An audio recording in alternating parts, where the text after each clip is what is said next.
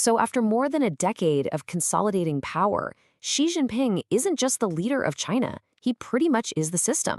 But by centering everything on himself, he's created this enormous looming problem. What on earth happens when he's gone? And that question, well, it's become one of the most critical geopolitical puzzles of our time. And make no mistake, the stakes here are incredibly high. A succession crisis in a nuclear-armed, globally integrated superpower like China, that's not just a local problem. The shockwaves could rock the entire world economy and seriously mess with international security. Analysts Richard McGregor and Jude Blanchett put it perfectly. The longer Xi is in charge, the more the entire political machine bends to his will. He becomes this single point of failure. So every single day he stays in power, the system gets more brittle, and the risk of a really chaotic handover just gets bigger and bigger. So how did we get here? How did a system that, for a while, seemed to pride itself on orderly transitions become so incredibly fragile? All right, let's really get into it. To understand what's happening now, we've got to rewind a little.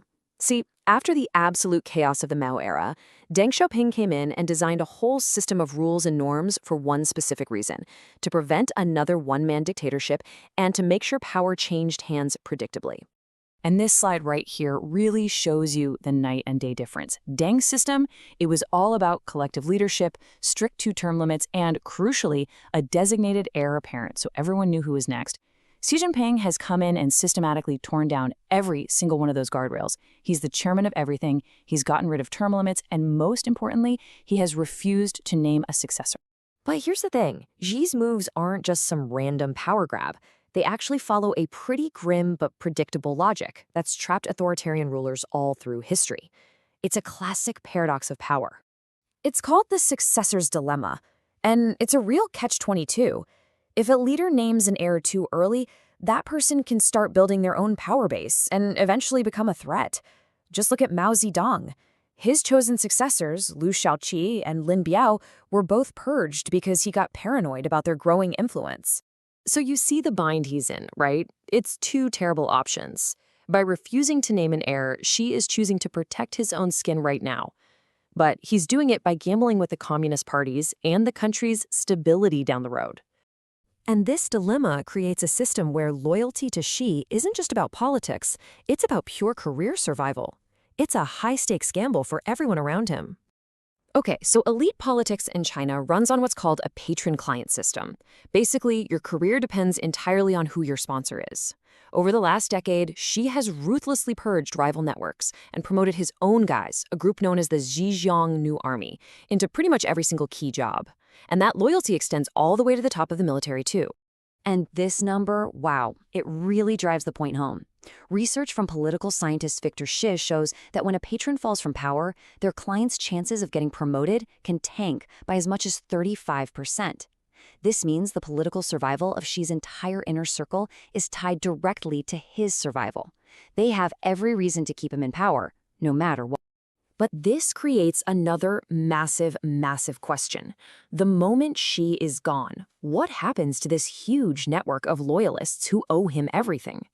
Do they stay united, or do they immediately splinter and start fighting each other for the throne? All this instability basically leads analysts to see three main ways the post-Xi era could play out.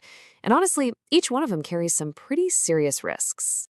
First up is the most explosive one, a replay of 1976, right after Mao died. In this scenario, a weak, compromised candidate is put in charge, but they have no real power.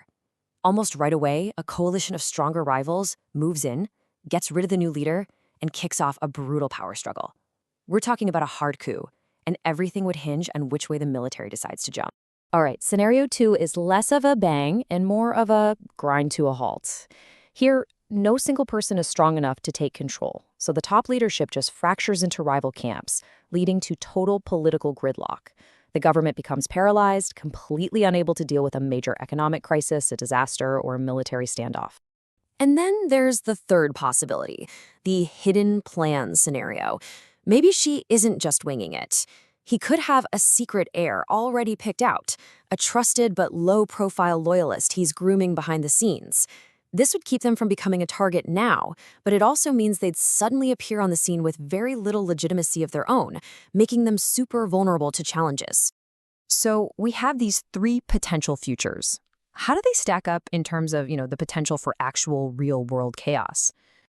Well, when you lay it all out like this, the picture is pretty unsettling.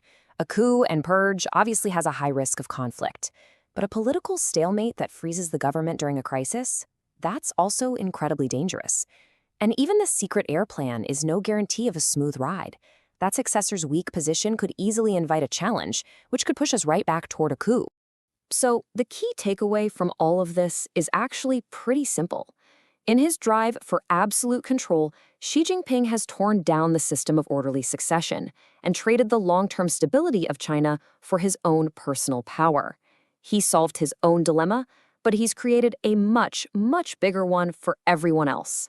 And that leads us to the final, really sobering question. A major political crisis in the world's second-largest economy is not going to stay within China's borders. The question isn't just what happens after Xi, it's whether the rest of us are at all prepared for the answer.